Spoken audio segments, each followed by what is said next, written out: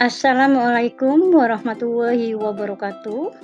Saya Haryanti SPD, CGP Angkatan 6 dari SMP Negeri 40 Purworejo akan menyampaikan jurnal refleksi dwi mingguan modul 2.1 pembelajaran untuk memenuhi kebutuhan belajar murid. Fasilitator saya adalah Bapak Denny Junianto, pengajar praktik Bapak Teguh Yuli Fitrianto MPD, dan CGP Angkatan 6 saya Haryanti SPD. Model refleksi yang saya gunakan adalah 4F atau 4P, yaitu 1. Facts atau peristiwa apa saja yang terjadi. 2. Feelings atau perasaan, bagaimana perasaan Anda selama pembelajaran berlangsung? Apa yang saya rasakan ketika menerapkan aksi nyata ke dalam kelas? Ceritakan hal yang membuat Anda memiliki perasaan tersebut. 3. Feelings atau pembelajaran. Pelajaran apa yang saya dapatkan dari proses ini? Apa hal baru yang saya ketahui mengenai diri saya setelah proses ini? 4. Feature atau penerapan. Apa yang bisa saya lakukan dengan lebih baik jika saya melakukan hal serupa di masa depan? Apa aksi atau tindakan yang akan saya lakukan setelah belajar dari peristiwa ini? Facts atau peristiwa. Peristiwa pada minggu ini, calon guru penggerak CGP mempelajari modul 2.1 pembelajaran untuk memenuhi kebutuhan belajar murid dengan alur pembelajaran merdeka. 1. Mulai dari diri tanggal 28 Oktober 2022. 2. Eksplorasi konsep tanggal 28 Oktober sampai 1 November 2022. 3. Ruang kolaborasi tanggal 3 dan 4 November 2022. 4. Demonstrasi kontekstual tanggal 7 November 2022. 5. Elaborasi pemahaman tanggal 9 November 2022.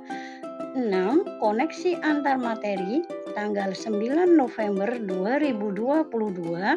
7. Aksi nyata tanggal 11 November 2022 dan jurnal refleksi dwi mingguan tanggal 12 November tahun 2022.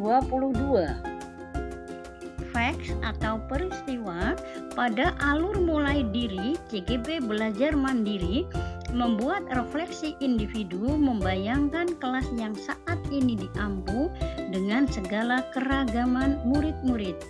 Pada tahap eksplorasi konsep, belajar tentang pembelajaran berdiferensiasi, pengertian dan karakteristik pembelajaran berdiferensiasi, kebutuhan belajar murid yang terdiri atas kesiapan murid, minat murid, dan profil belajar siswa, strategi pembelajaran berdiferensiasi yang meliputi diferensiasi konten, proses, dan produk, serta tentang penilaian. Facts atau peristiwa yang berikutnya. Pada ruang kolaborasi bersama fasilitator yang luar biasa yaitu Bapak Denny Junianto, kami sesama CGP berdiskusi secara virtual dalam kelompok kelas B. Saya masuk di kelompok 1.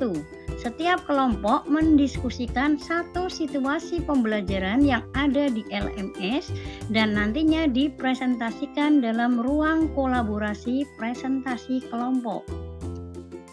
Facts atau peristiwa dalam elaborasi pemahaman bersama instruktur yang sangat luar biasa yaitu Bapak Dr. Randes Anang Purwito MPD dari Jawa Timur.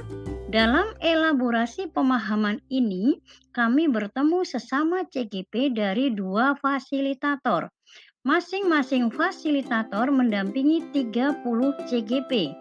CGP yang mengikuti elaborasi adalah dari Kabupaten Purworejo dan Kabupaten Rembang.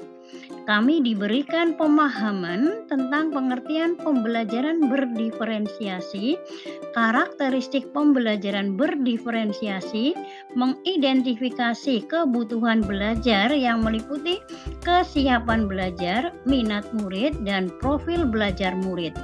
Strategi pembelajaran berdiferensiasi meliputi diferensiasi konten, diferensiasi proses, dan diferensiasi produk, serta diberi peran penilaian.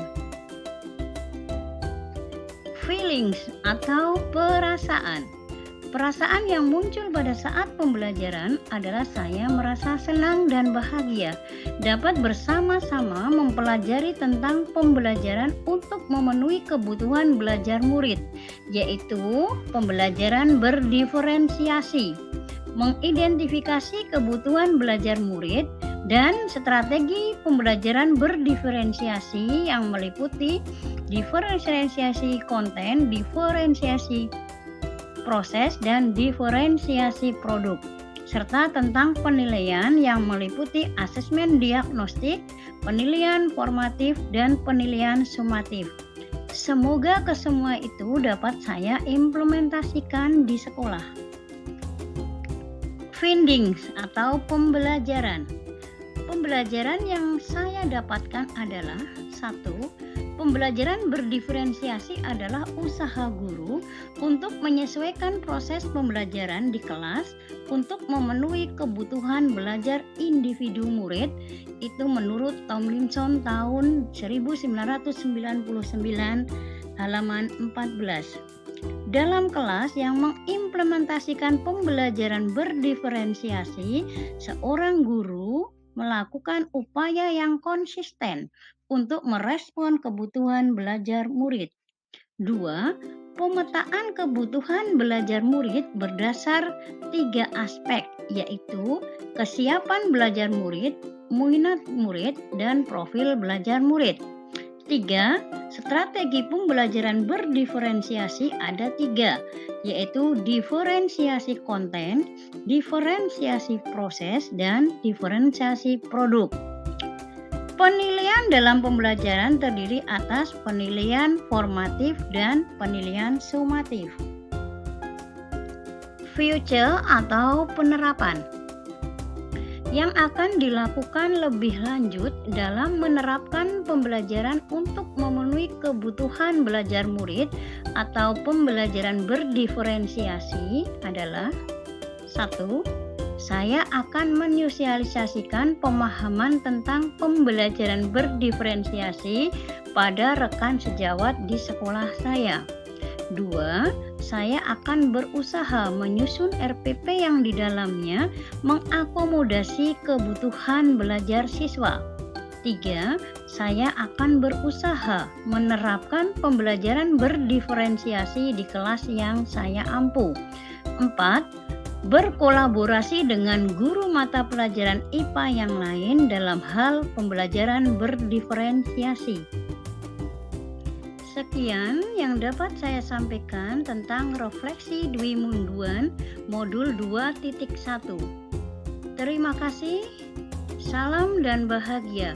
Wassalamualaikum warahmatullahi wabarakatuh.